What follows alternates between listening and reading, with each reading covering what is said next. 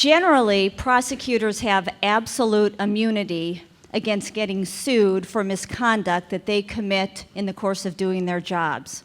Is that an example of prosecutors having too much power, or is absolute immunity a necessary component to prosecutors being able to effectively do their jobs? Let's take it to Reed Shar first.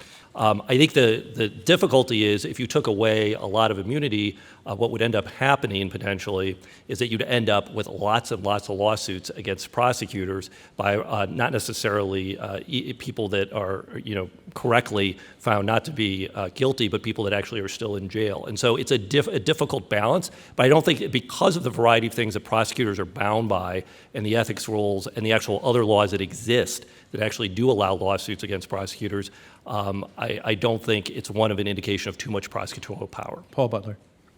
So what prosecutors say to defendants is, if you don't want to do the time, don't do the crime. What I say to prosecutors is, if you don't want to get sued, follow the law. Be ethical. Then you won't have to worry about it. Yeah, Reed Shar. Reed Shar.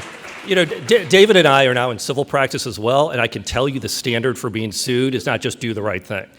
So there are lots of lawsuits that are filed every day.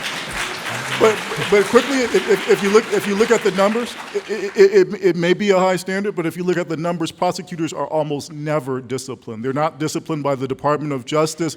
The conservative Judge Kaczynski of the Ninth Circuit has an article in the Georgetown Law Journal where he says the Office of Professional Responsibility for prosecutors is a joke.